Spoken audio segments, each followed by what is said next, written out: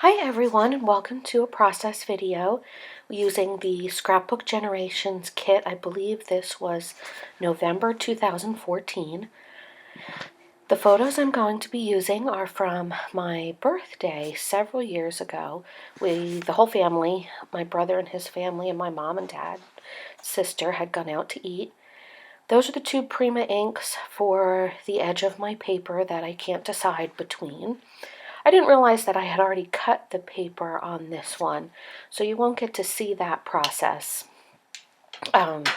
This was part of the Super Savers Sketch Club, and there were 3, and I had already done one, so the pieces were cut for the rest.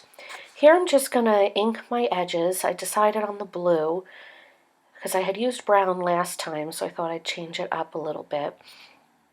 My plan was to put you on fast forward through all of this, but you'll see in a minute the picture that I put up that shows what happened to my edger. So I was wondering if any of you guys have had this problem with your Prima ink.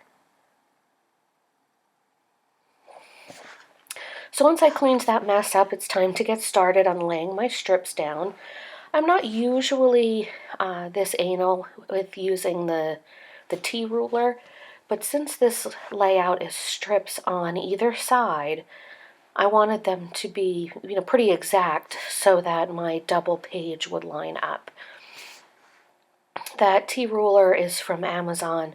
It only cost, I think it was $2. And you'll see me use several different adhesives here. I like my ATG for the larger pieces, but I find on those smaller strips that it's hard to get, adhesive not on the edges, so I use the Tombow. And then you'll also see I have some pens up there for the really tiny strips. You'll see that I do not put my photos right up against that last strip. I like to have them up just a little bit so that when I put the strip in, it covers the seam from where the picture is to where the last strip is. Also then, if anything is not particularly straight, it gives me an opportunity to kind of cover that up. So the pen that I used on the strips was a Martha Stewart glue pen. I also have there, you'll see a Zig glue pen. It is the chisel point that you just push down and ink is supposed to come out. I have used 3 different types of Zig pens and not had luck with any of them. That one, that chisel tip, is all gummed up, even though I keep it with the tip down so that it stays wet. It's almost like it's too dry. I had their roller ball like the Martha Stewart, but it never seemed to come out as well. And I received the Martha Stewart in an exchange, had never used it before, and I really like it. Of course, now Michael's isn't selling Martha Stewart products anymore, but you can get them on Amazon. So if I can find a link to the T-ruler, you see me fast forwarding the television. If I can find a link to the T-ruler and the Martha Stewart pens, I'll be happy to share that with you guys. So you'll see on the left is a picture of my mom and dad, then my husband and I, and then my brother, his wife, and our nephew. One tip that I learned recently from my friend Stacia was about having your pictures look into the page versus looking off of the page. So on the left, you'll see it's like my son and I are looking at my parents, and my parents are looking at us. And I've noticed, since she gave me that tip, it makes my pages look a whole lot, I don't want to say cleaner, maybe isn't the word, but complete might be a better word. So now I am cutting the banners for the top of the page. What's really nice about the scrapbook generation kits, well, not even just their kits, their sketches in general, is it told you exactly how much to put on each side of the page if you wanted to achieve the look that they had, which I really like. Obviously, with a sketch, if you follow my blog, you've seen me do all kinds of different things with a sketch, with flipping and, turning and changing photo sizes. But it's nice that they give you, if you want that exact result, you know how to achieve it. You don't have to guesstimate. So I decided to do all the cutting at once. And again, I used to be very anal about making sure all my flags were exactly, symmetrical. And I've really learned in the last year to let those kind of things go. Not that you don't want your pages to look nice, but you're really not, unless it's completely obvious, you're really not going to notice if one is a tiny bit off than another. And it made my process so much more enjoyable rather than agonizing over every little thing.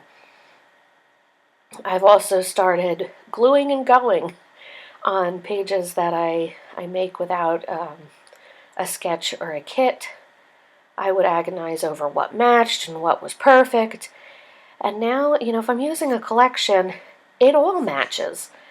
That's the purpose of one.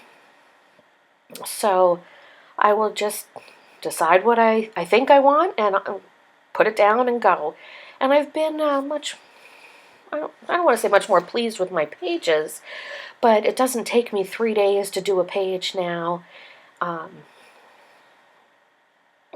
And I'm getting a lot more done, using a lot more of my product. So it's really been a good thing for me. Yep. Showing you what it is there. It's the pea pod parts that go with this collection. With this kit, you got, like I said, 3 layouts. So they gave you the whole pack of pea pod parts for you to pick through. And you'll see what I did is I brought in the picture from the other sketch, which I will be using and filming for you shortly. Well, as long as baby girl doesn't come. She is showing some signs of making an appearance, but nothing yet. So as long as she's not here in the next couple days, I'm going to be filming that for you as well.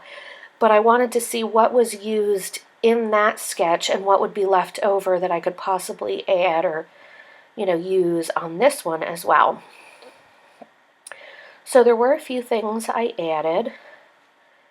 Two banners, labels, I think it was.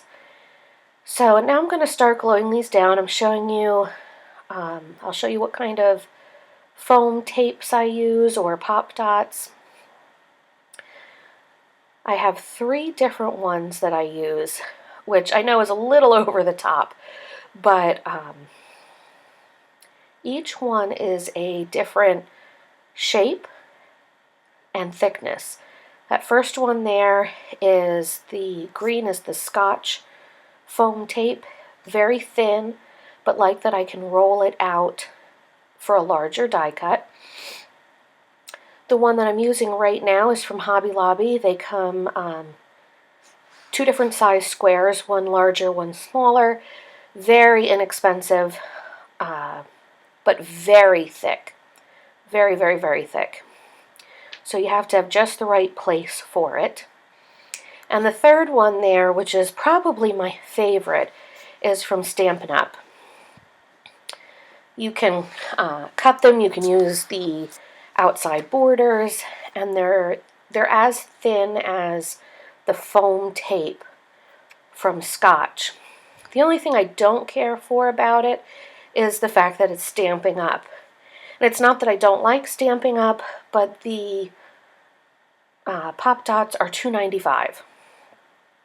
And you all know you have to pay shipping, and you have to pay, tax, of course. But it's more, if you order them online and not through a party, It's more to ship them. I think it was like $6.95 the last time I looked to ship a $2.95 product. So what I try to do is order in groups. Like I have the Stampin' Up! Trimmer you'll see in my videos. So I will order blades, I will order runner tracks, and I will order pop dots all at once so that it makes shipping worth it. So there's the little extras that I added to my photo. They say things like XO, XO, and love you. And now I'm going to pull out some enamel dots. That's my blue bin. I have those arrows in there because they can be colored any color. And blue is usually my most popular choice since right now we just have a boy. But I have my enamel dots sorted in those little bins from the dollar store by color. So all my greens together, all my blues together. The only colors I doubled up on were orange and yellow because I had so little of both of those, and pink and purple for the same reason. So there you go, guys. Layouts are done. I'll include some close-ups at the end. Thanks for watching, and stay tuned for more process videos coming up soon. Thanks again, guys. Bye.